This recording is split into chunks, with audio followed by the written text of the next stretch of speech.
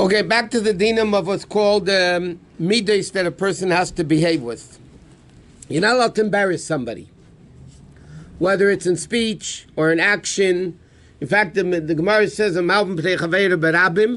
somebody embarrasses somebody publicly, they have no chelik in olam haba. They have no chelik in olam haba. And the Gemara says, not only that, it's better to throw yourself into a furnace of fire rather than embarrass anybody publicly. That's what the Gemara says. Where do we learn it out from? Because the story of Yehuda and Tamar, Yehuda was with Tamar, and then he heard she got pregnant to prostitution, and he said, okay, take her out and burn her. So instead of Tamar saying, I'm pregnant from you, which she was, she said, I'm pregnant from the one whose staff and signatory, I'm pregnant from that guy. So Yehuda understood that it was him. But Yehuda could have said, you know what, it's going to be too embarrassing for me, and let her get burnt. But the fact that Tamar was willing to get burnt rather than embarrass Yehuda publicly, the Gemara learns out from there that it's better to get yourself thrown into a fire rather than embarrass somebody publicly. It was very interesting. Taisus in the Gemara asks a very simple question. So this l'chayr is similar to the concept of yahareg vel yaver, giving up your life rather than do an aver. We know there's 3 cardinal sins: idolatry, adultery, and murder. You have to give up your life rather than do it. So Taisa says, why isn't this a 4th thing? Because ideally, the Gemara says it's better to get killed than embarrass somebody publicly. And Taisa answers, true, but it's not explicitly mentioned in the Torah. And because it's not explicitly mentioned in the Torah, the Gemara doesn't count it in one of the 3 sins that you have to give up your life for. Okay, so the bottom line is, you're not allowed to embarrass somebody, even if somebody did something wrong. You have to first speak to them privately, and then, but like we learned the other day, a leader is allowed, if they tried first to stop, to get somebody to do better without embarrassing them, and the only way they could do it is by embarrassing them publicly, then teachers, rabbis, things like that would be allowed to embarrass somebody publicly, but even then, it has to be done after much consideration of exactly how you do it. Ideally, Halachos, so like we were learning the other day, that ideally if somebody does something wrong to you, so Halachos says you have to tell them, why did you do it to me, you hurt me, and so on and so forth. The ideal situation, as Halachos says, which is very difficult by the way, forget about it and just remove it from your mind, and that's it, and forgive the person completely. The only question is, what happens in today's world is you forgive the person until the next time they do something bad. Then you bring up all the old garbage from the past, so that's not called forgiving. We're talking about not holding any grudges and actually forgive a person properly. Of those people... Isn't there some virtue in speaking to the guy and asking, why did you do such and such to me? Well, when you come late and you come at the end of a statement, yeah. I just said that even though we learned the other day that if somebody does something wrong to you, you're supposed to tell them, why did you do something wrong to me, you hurt me, and so on and so forth. Yes, but Halacha says, if you want to do something better and not hold a grudge and forgive the grudge and really forgive it, that's even better. I know, what I'm saying is maybe if you speak it out with him, you'll discover it wasn't as you thought in the first place. It usually doesn't work anyway. Okay, next. A person has to be very careful with orphans and widows, that you have to treat them nicely, speak to them softly. You shouldn't hurt them with words and anything, because God has a pact and a thing with widows and orphans that whenever they cry out to Hashem, Hashem answers them right away. So you have to be very, very careful. Now, what is called an orphan? Because you can have a 90-year-old orphan too. Until what age? By the way, it's interesting, halacha, many things. Until what age is an orphan considered an orphan? So halacha doesn't give an age. It basically says until they're able to be standing on their own feet and deal with their own issues themselves without the help from outsiders, then at that point they're not the din of a yosem, of an orphan anymore. But until then, when they're not able to stand on their own, they need people to help them and things like that. We can have patrupis, whatever it is. so then they have a din of a orphan, and then you have to, but it says, what happens if a teacher needs to teach them and guide them in the right way, and sometimes you have to be a little bit more forceful, then you're allowed to do it, because then you mean it for their benefit. But that's only a teacher or somebody that's teaching them or training them or whatever, then you could do it. What? What if the person became orphan, God forbid, in an early age? Do they keep that? No, I said. That status of, no, that's exactly what the din says. Until they're able to handle things on their own. So after again, at most 90-year-olds are orphans. You know that? Most. Okay. If the person lost their father or mother or both in a very early age, does Hashem keep their pact with that person forever? No, that's what he said. And how long are they an orphan? Until they're able. If somebody loses a parent at 40, 50, that they don't have a din of an orphan, because hopefully they're able to handle things on themselves. We're talking about a parent that, especially in the olden days, people died young. There are a lot of orphans around and widows around. So over there, until they're able to run the function like a normal adult, until then they have the classification of an orphan. Before that, I mean, after that, they're not an orphan anymore. Next is a very important din.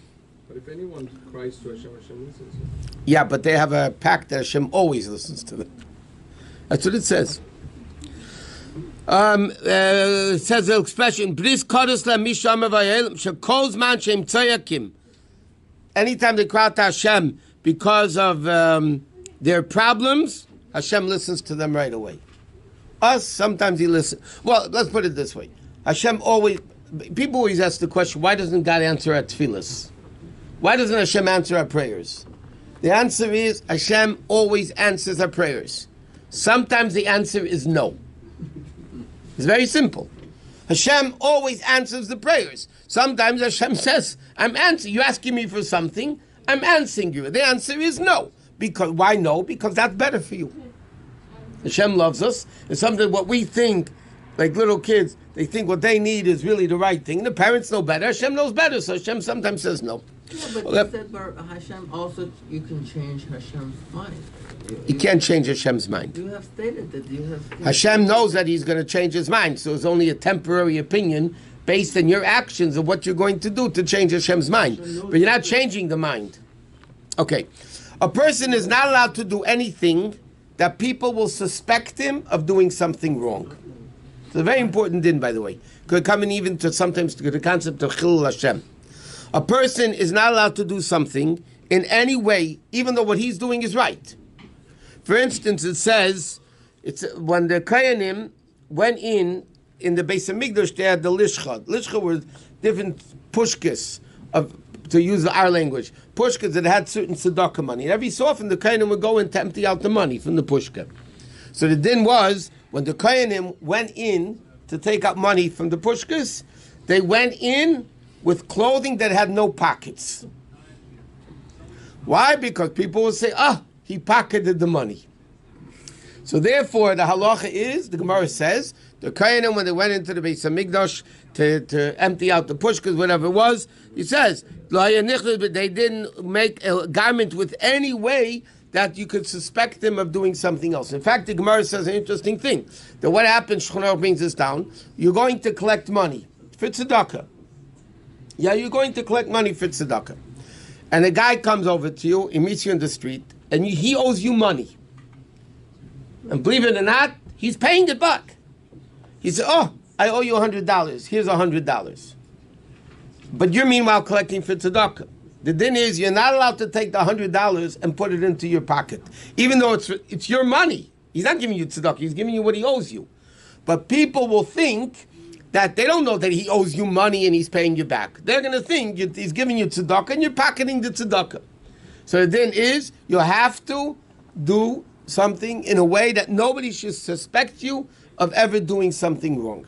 The Gemara says, and the Rebbe used to quote this Gemara a lot, Rabbi Yecheskel, he says on himself that if I would take meat from a butcher on credit, when the butcher gives nobody else credit, okay, this butcher never gives credit, and he was the Rav of the city, of the shtetl, whatever it was. Yeah, and he would take money from the butcher, meat from the butcher on credit. He would say that's desecration of Hashem's name. Why is it desecration of Hashem's name? People know this guy doesn't give credit. I'm going into the store and taking meat without paying. What are they going to think?